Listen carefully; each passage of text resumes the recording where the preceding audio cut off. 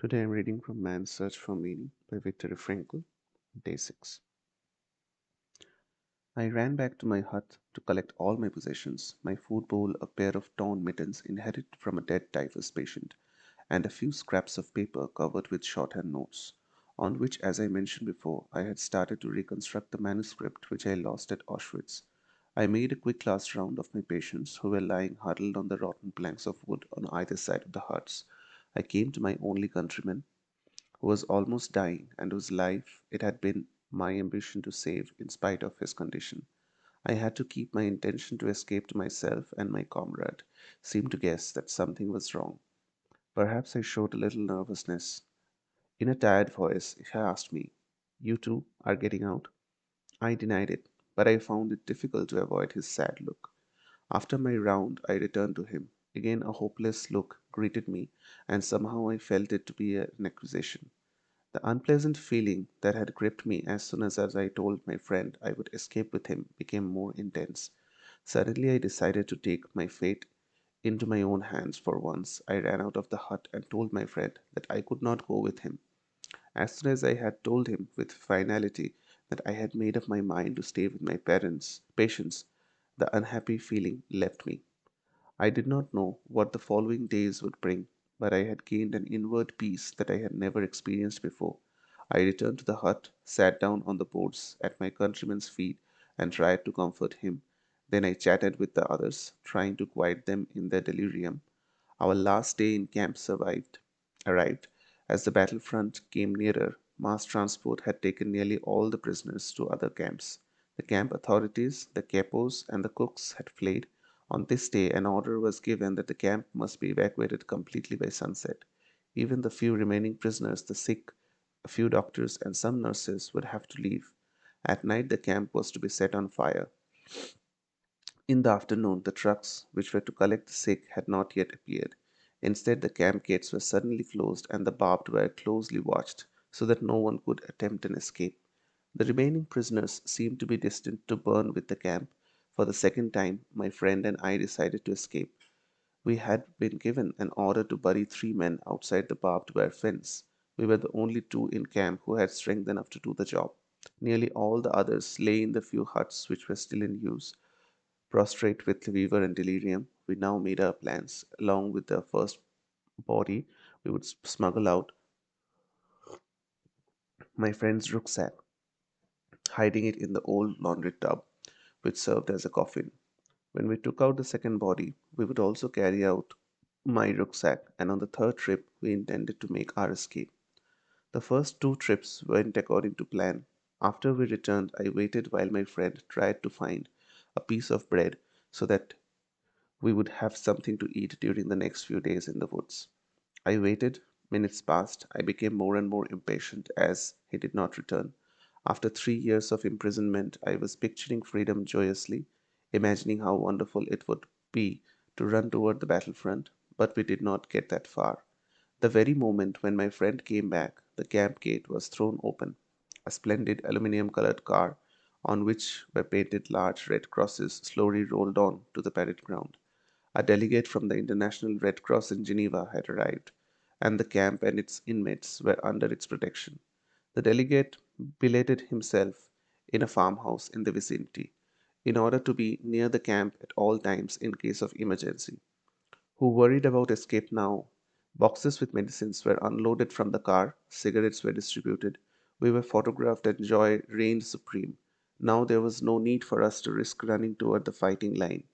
In our excitement, we had forgotten the third body, so we carried it outside and dropped it into the narrow grave we had dug for three corpses. The guard who accompanied us, a relatively inoffensive man, suddenly became quite gentle. He saw that the tables might be turned and tried to win our goodwill. He joined in the short prayers that we offered for the dead men before throwing soil over them. After the tension and excitement of the past days and hours, those last days in our race with death, the words of our prayer asking for peace were as fervent as any ever uttered by the human voice. And so the last day in camp passed in anticipation of freedom, but we had rejoiced too early. The Red Cross delegate had assured us that an agreement had been signed that the camp must not be evacuated. But that night the SS arrived with trucks and brought an order to clear the camp. The last remaining prisoners were to be taken to a central camp, from which they would be sent to Switzerland within 48 hours to be exchanged for some prisoners of war. We scarcely recognized the SS. They were so friendly, trying to persuade us to get us in the trucks without fear, telling us that we should be grateful for our good luck. Those who were strong enough crowded into the trucks, and the seriously ill and feeble were lifted up with difficulty. My friend and I, we did not hide our rucksacks now, stood in the last group, from which 13 would be chosen for the next to last truck.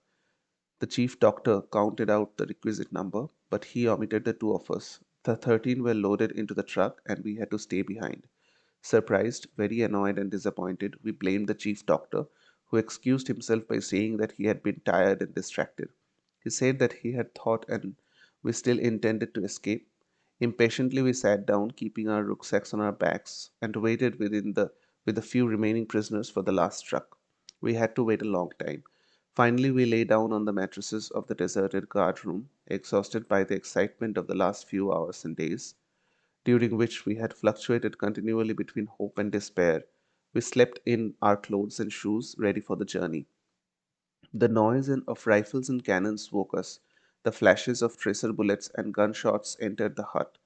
The chief doctor dashed in and ordered us to take cover on the floor. One prisoner jumped on my stomach from the bed above me and with his shoes on. That awakened me all night. All right. Then we grasped what was happening. The battlefront had reached us, the shooting decreased, and the morning dawned. Outside on the pole at the camp gate, a white flag floated in the wind. Many weeks later, we found out that even in the last hours, fate had toyed with us, few remaining prisoners. We found out just how uncertain human decisions are, especially in matters of life and death. I was confronted with photographs which had been taken in a small camp not far from ours. Our friends who had thought they were traveling to freedom that night had been taken in the trucks to his camp, and they were locked in the huts and burned to death. Their partially charred bodies were recognizable on the photograph. I thought again of death in Tehran. Apart from its role in defensive as a defensive mechanism, the prisoner's apathy was also the result of other factors. Hunger and lack of sleep contributed to it, as they do in normal life also, and to the general irritability, which was another characteristic of the prisoner's mental state. The lack of sleep was due partly to the pestering vermin which infested the terribly overcrowded huts because of the general lack of hygiene and sanitation. The fact that we had neither nicotine nor caffeine also contributed to the state of apathy and irritability.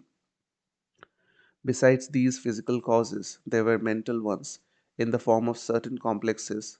The majority of prisoners suffered from a kind of inferiority complex. We all had once been or had fancied ourselves to be somebody.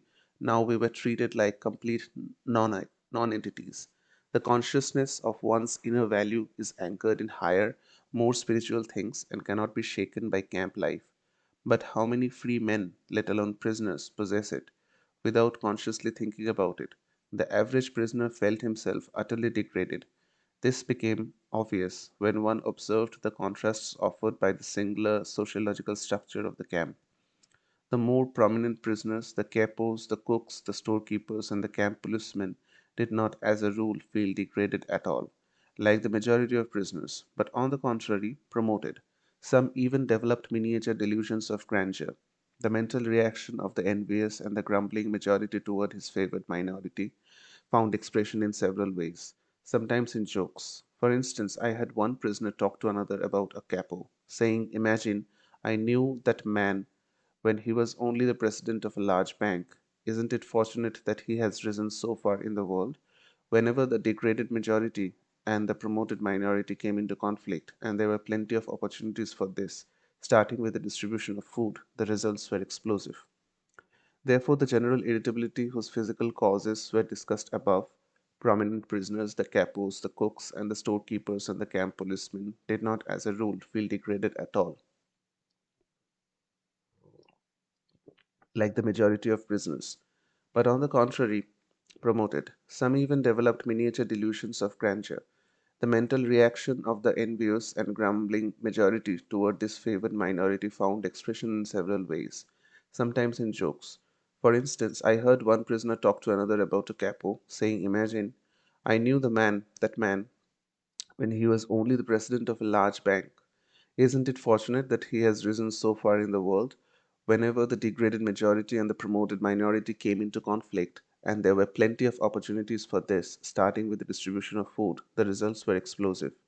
Therefore, the general irritability, whose physical causes were discussed above, became more intense when these mental tensions were added. It is not surprising that this tension often ended in general fight. Since the prisoner continually witnessed scenes of beatings, the impulse toward violence was increased. I myself felt my fists clenched when anger came over me while I was famished and tired. I was usually very tired since we had to stroke our stove, which we were allowed to keep in our hut for the typhus patients. Throughout the nights, however, some of the most idyllic hours I have ever spent were in the middle of night when all the others were delirious or sleeping. I could lie stretched out in front of the stove and roast a few pilfered potatoes in a fire made from stolen charcoal. But the following day I always felt even more tired, insensitive, and irritable.